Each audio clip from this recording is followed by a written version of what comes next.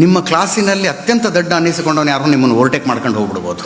When it comes to confidence, when it comes to attitude. ಯಾಕಂದ್ರೆ ದಡ್ರಲ್ಲಿ confidence ಜಾಸ್ತಿ ಇರುತ್ತೆ. ಅವ್ರ ಹತ್ರ ಏನಾದ್ರು ಸವಾಲು ಸ್ವೀಕರಿಸ್ತೀನಿ ಅನ್ನೋ ಕಾನ್ಫಿಡೆನ್ಸ್ ಜಾಸ್ತಿ ಇರುತ್ತೆ. ನಾನು ತುಂಬ ಸಲ ಇಂಟರ್ವ್ಯೂ ಮಾಡ್ತಾ ಇರ್ತೀವಲ್ಲ ನಮ್ಮ ಚಾನಲ್ಗೆ, ಹುಡುಗರು ಬೇಕು ಅಂತ.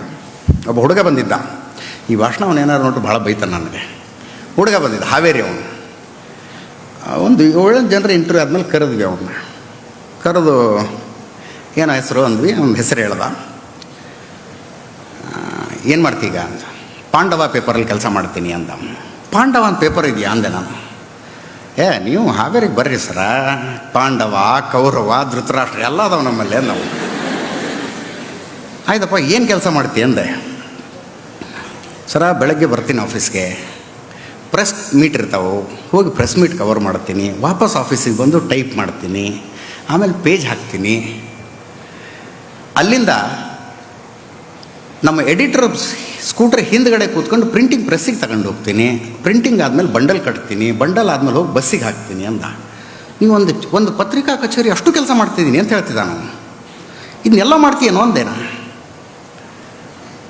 ಅದಕ್ಕೆ ಅವನಂದ, ಹ್ಞೂ ಸರ್, ನಮ್ಮ ಎಡಿಟರ್ ಸಣ್ಣ ಮಗು ಇದೆ, ಅವರು ಹೆಂಡತಿ ಎಲ್ಲರೂ ಹೊರಗಡೆ ಹೋಗ್ತೀನಿ, ಮಗು ನೋಡ್ಕೊಂಡ್ರೆ ಮಗುನ ನೋಡ್ಕೊತೀನಿ ನಾನು ಅಂದ.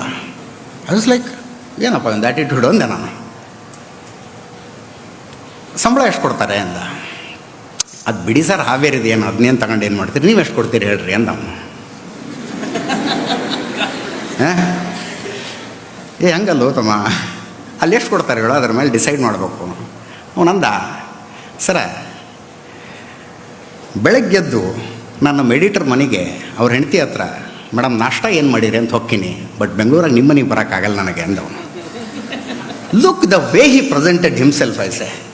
ಅವನು ನಮ್ಮ ಊರಲ್ಲಾದರೆ ನಮ್ಮ ಎಡಿಟರ್ ಮನೆಗೆ ಹೋಗಿ ಅವ್ರ ಹೆಂಡತಿ ಹತ್ರ ಕೇಳ್ತೀನಿ ನಾನು, ಮೇಡಮ್ ನಾಷ್ಟ ಏನು ಮಾಡಿರಿ ಹಾಕ್ಕೊಡ್ರಿ ಅಂತೀನಿ. ಇಲ್ಲಿ ಅಜಿತ್ ಹನುಮಕ್ಕನವ್ರ ಮನೆಗೆ ಬಂದು ಕೇಳೋಕ್ಕಾಗಲ್ಲಲ್ಲ, ಅದಕ್ಕೆ ಸಂಬಳ ಅದೇ ಬೇರೆ ಇದೇ ಬೇರೆ, ಇದನ್ನು ನೋಡ್ಕೊಂಡು ಡಿಸೈಡ್ ಮಾಡಿರಿ ಅಂದವನು. ಅದಾದಮೇಲೆ ಕೇಳಿದೆ, ಆಯ್ತಪ್ಪ, ಈಗ ನೌಕರಿ ಕೊಡಲ್ಲ ಅಂದ್ರೆ ಏನು ಮಾಡ್ತೀಯ? ಲಾಲ್ಬಾಗ್ ವಿಧಾನಸೌಧ ನೋಡ್ಕೊಂಡು ಊರಿಗೆ ಹೋಗ್ತೀನಿ ರೀ ಅಂದ.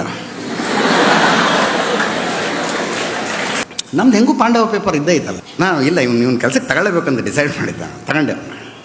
ಸುಮಾರು ವರ್ಷ ನನ್ನ ಜೊತೆ ಕೆಲಸ ಮಾಡಿದ್ಮೇಲೆ ಪಳಗ್ದ. ಇತ್ತೀಚೆಗೆ ನನಗೊಂದು ಸುದ್ದಿ ಬಂತು, ಅವನನ್ನು ಬೇರೆಯವ್ರು ಯಾರೋ ಆಫರ್ ಮಾಡಿ ಕರೀತಿದ್ದಾರೆ ಅಂತ.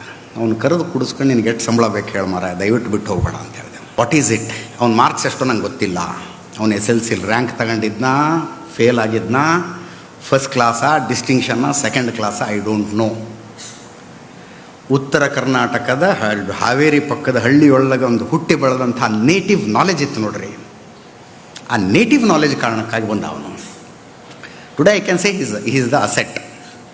ಜರ್ನಲಿಸಮ್ನಲ್ಲಿ ಗೋಲ್ಡ್ ಮೆಡಲ್ ತಗೊಂಡು ಸ್ವತಃ ಆಗಿನ ರಾಷ್ಟ್ರಪತಿ ಅಬ್ದುಲ್ ಕಲಾಮರ ಕೈಯಿಂದ ಗೋಲ್ಡ್ ಮೆಡಲ್ ರಿಸೀವ್ ಮಾಡಿದವ್ರನ್ನ ಪಕ್ಕಕ್ಕಿಟ್ಟು I had chosen this bye.